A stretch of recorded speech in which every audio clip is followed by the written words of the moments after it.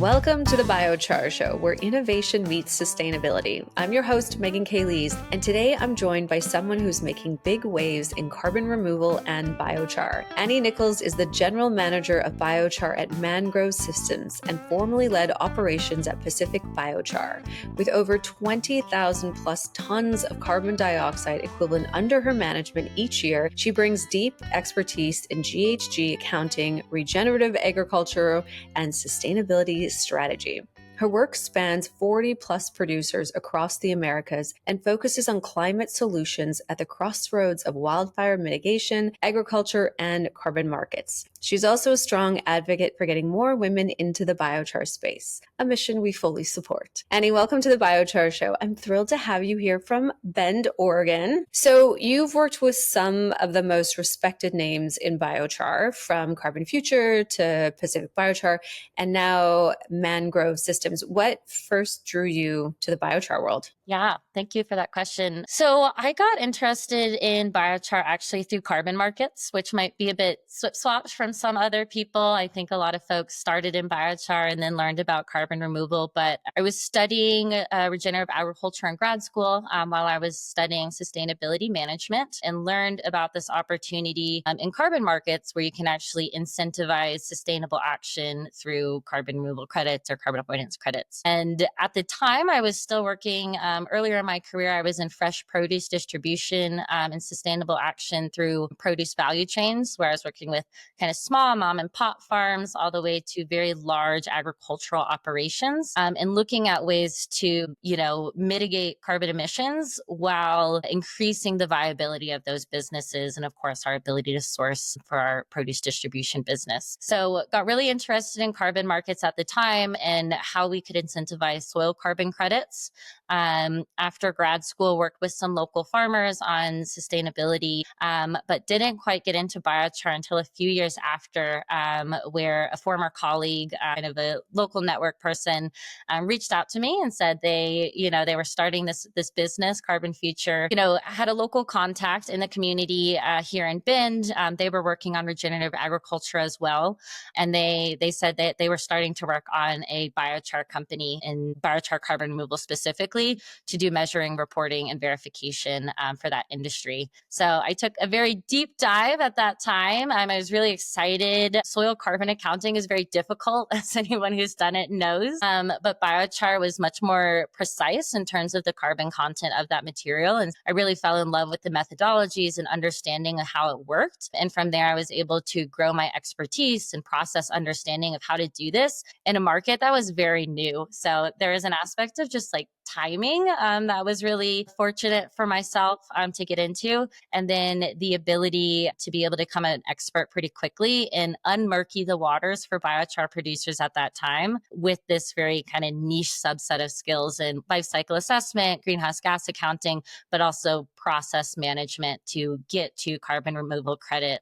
certification. So you manage a portfolio that sequesters 20,000 plus tons of carbon dioxide equivalent per year. What does that look like on the ground? Like, what goes into managing a system at that scale? Yeah, it's definitely challenging and requires a high level of organization and data management across all aspects of our operations. The goalposts are constantly shifting, not only in how data must be reported, but also in what evidence needs to be gathered and documented. Communicating those evolving requirements back to the operators on the ground to ensure projects are monitored correctly is certainly an ongoing process. And of course, no matter how prepared you are, surprises always arise, whether it's our water monitor going out or somebody at the operations quit, there's always something new.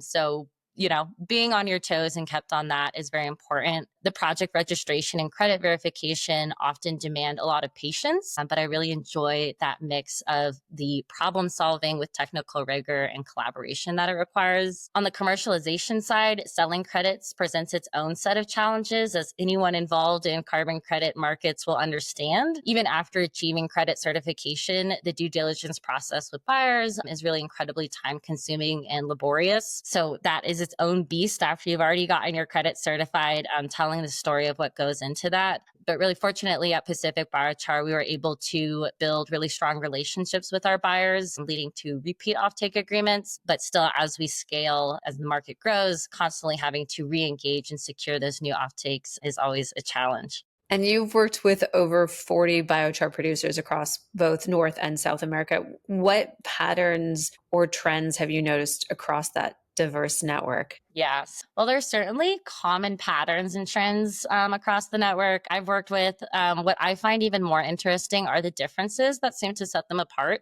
Every producer seems to have their own special sauce, whether it's the feedstock they use, the specific end uses they target, or their co-products they create.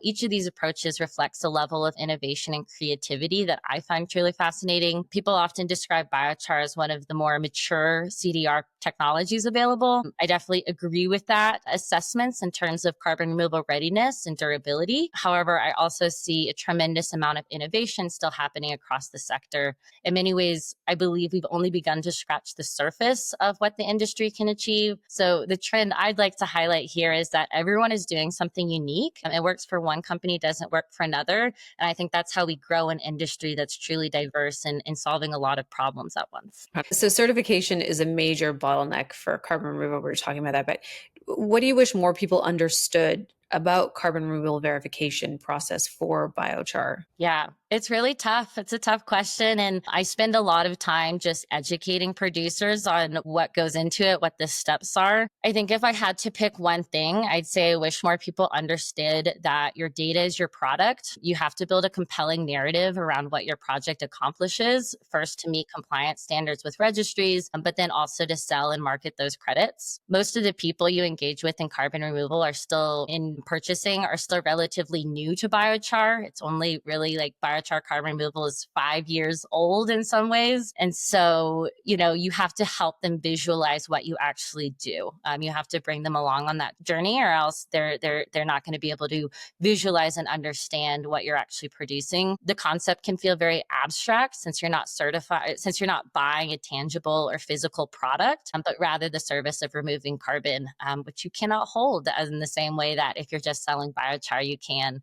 And then on top of that, there's a host of services around co-benefits that you also have to explain that service. So for anyone just starting out and feeling overwhelmed by this process, my biggest piece of advice is document everything. Make sure your record keeping is thorough and well organized, and that you have processes in place to reduce the effort of data collection, for instance, by using a DMRV provider like Mangrove. Otherwise, you may later discover that you've inadvertently left value on the table because you lacked the data to fully demonstrate your project's impact. And what's something that you think the industry still gets wrong or is missing, I should say, like when it comes to scaling biochar adoption? Yeah, so I might take this like slightly different, and I want to talk about like the carbon removal industry rather than necessarily biochar industry, because there's a lot of smarter people out there on the biochar side. But, I work with a lot of CDR folks and we have a lot of conversations around this. I think the industry falls into what I'd often consider something called climate myopia,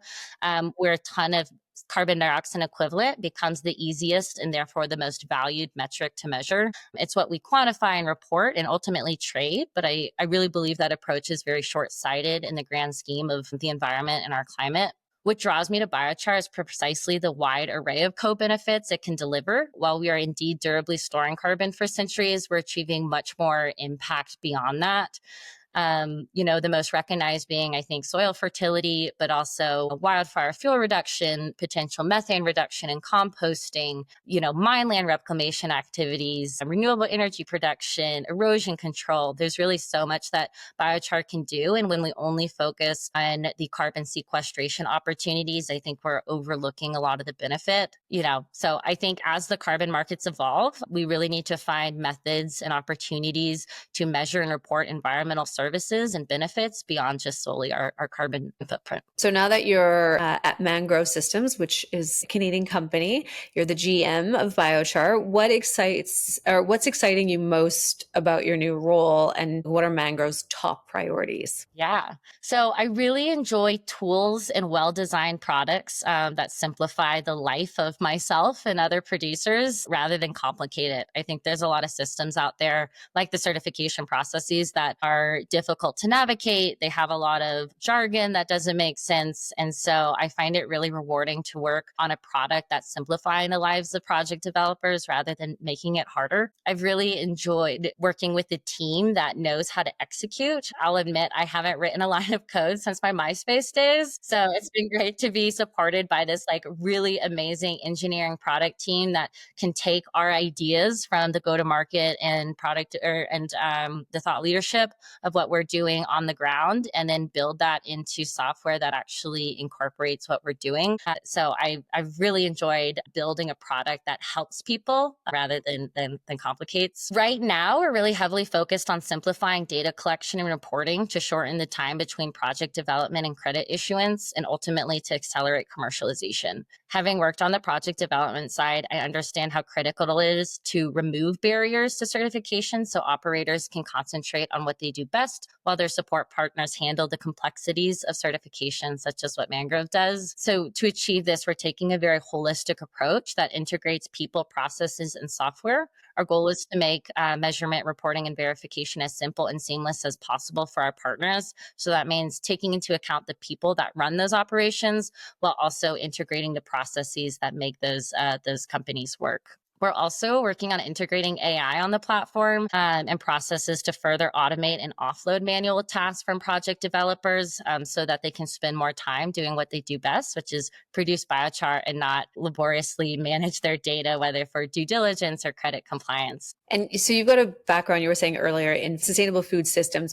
How do you see biochar playing a larger role in regenerative agriculture and food security? I know I've read quite a lot on biochar going into chicken feed and such. Is that sort of the same realm or? Yeah. I mean, I think the biggest part you typically see will in soil. So chicken feed is like, well, I'll say feed in and of itself is, I don't want to say controversial, but it's its own, like what happens when animals and livestock eat biochar and how does that positively impact our climate. So at its core, applying biochar just enhances the soil structure, which in turn enables a range of additional ecosystem services that benefit our food system. By improving the soil's physical and biological infrastructure for decades to centuries, we create habitats for beneficial microbes and fungi. We support biodiversity, increase water holding capacity, and improve nutrient availability. I see biochar as an essential tool in the regenerative agricultural toolbox. It's not the only one, right? I think some people see biochar as this magic bullet, and I'm not necessarily an evangelist in that way, but this tool is one that allows us to rebuild and replenish soils while also improving agricultural productivity and resilience, which I think is really critical. And I'd say for those interested in real world data, I highly recommend Pacific Biochar's Oasis Vineyard trial. It's about 7 years of data on biochar applications in wine grape production, what it can be done when you mix it with compost and all the agronomic benefits there. So definitely highly recommend that as well. That's fascinating. The wildfire biochar connection is getting more attention. And I think just even, I would say Los Angeles's fires back in January. How do you see biochar helping with fire or wildlife mitigation? And where is that work most needed? Yeah, I really appreciate this question. I think I don't want to say it's overlooked, but it's not always at the forefront of a lot of biochar conversations. But it's one of my favorite things about biochar. Living in Bend, Oregon, we often say we have a fifth season, fire season, and it can really stretch from, May or June to October a lot of years. In 2024, we had our biggest season yet of 1.9 million acres burned through wildfires, which is just tragic, right? And that's, of course, the habitat and the environment that's burning is bad, but it also affects local communities like my own, where, when I used to live on the East Coast, I didn't know what AQI stood for. And it's something I look at, like I look at the weather when I leave the house this morning. And for my East Coasters that might not know, it's air quality index. It's how much particulate matter is in the air.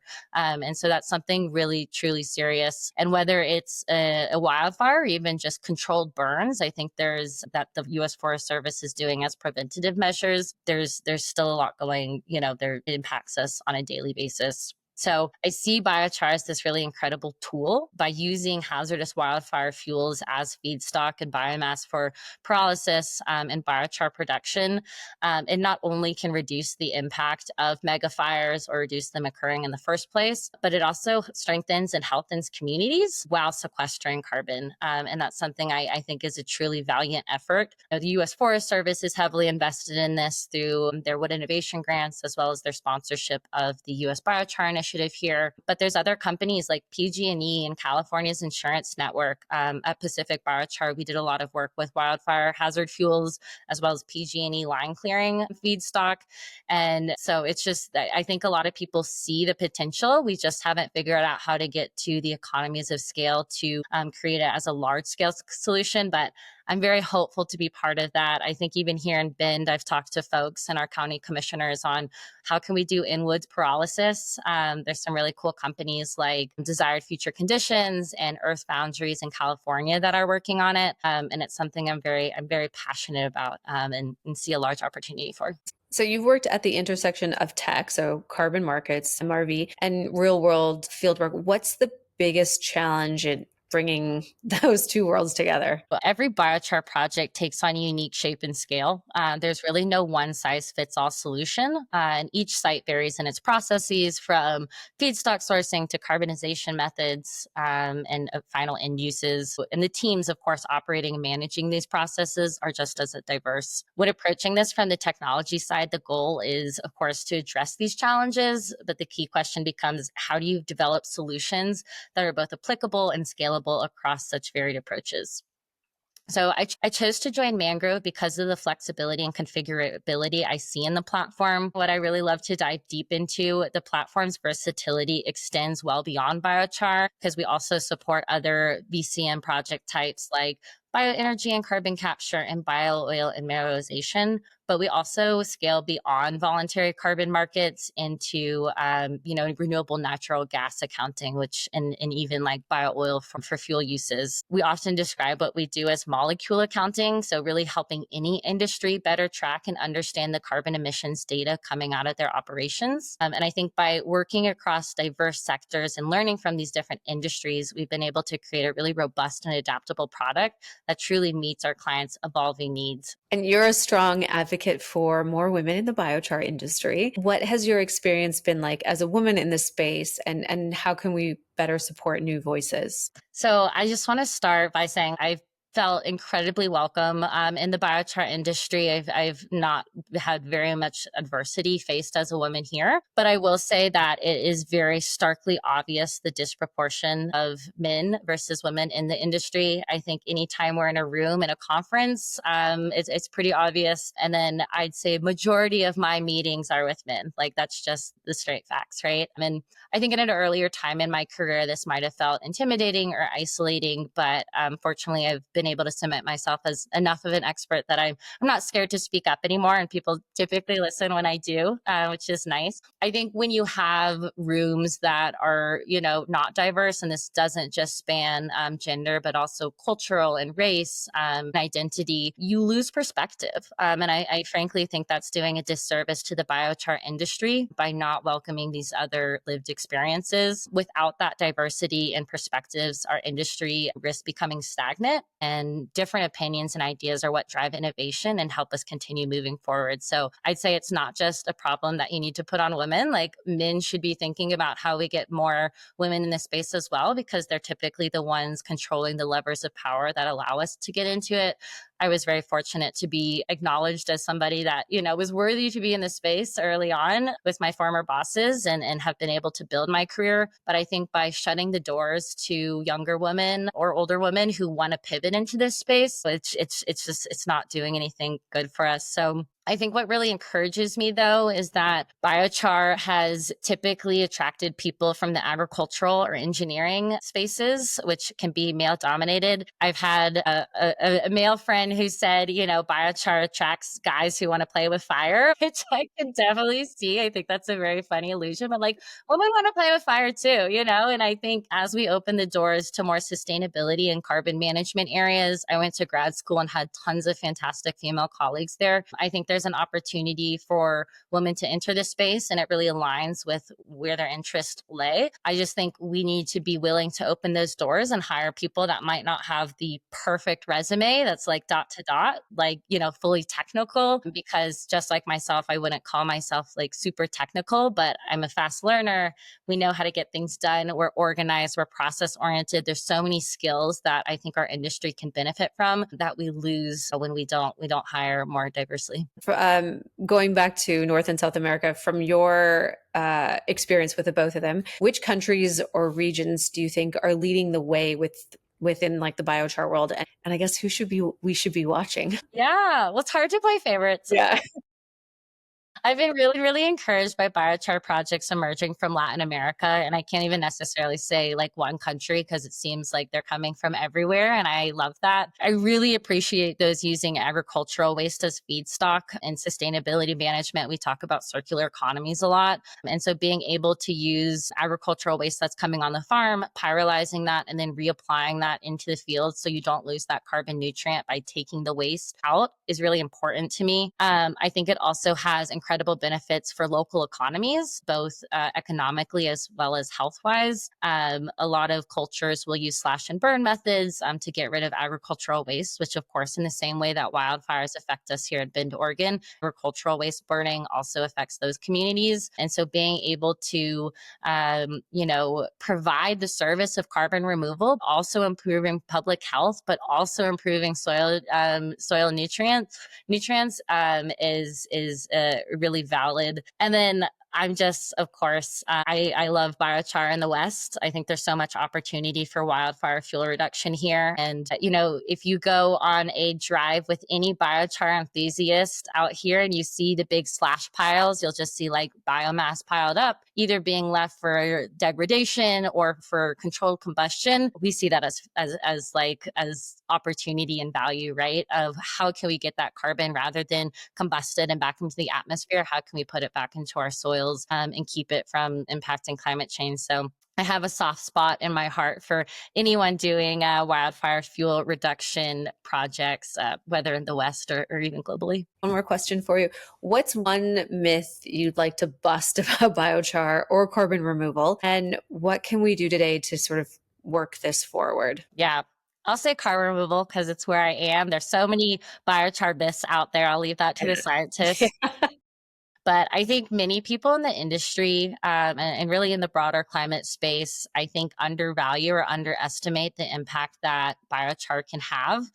They say it is too small or too logistically challenging, but I really just disagree with that. The IPCC has plenty of reports talking about the opportunity for gigaton level carbon removal with biochar. And we also see it as the most mature. We make about like 86% of the current carbon removal market. So I really dislike when people say like biochar is too small and that we can't have the same impact as some of these other higher flow projects. And I think ultimately it comes back to this issue of climate myopia that I brought up. Too often the conversation focuses solely on carbon sequestration potential. Beyond storing carbon, biochar delivers these host of benefits we already spoke about. And so I don't think we should continue overlooking that for like, oh, we've taken a molecule CO2 in the atmosphere and put it underground. And we can certainly have that conversation around durability and permanence. But I think it's overlooking what keeping that biochar in our terrasphere actually does for us. And I think that's unfortunate. So I think these additional impacts are really crucial.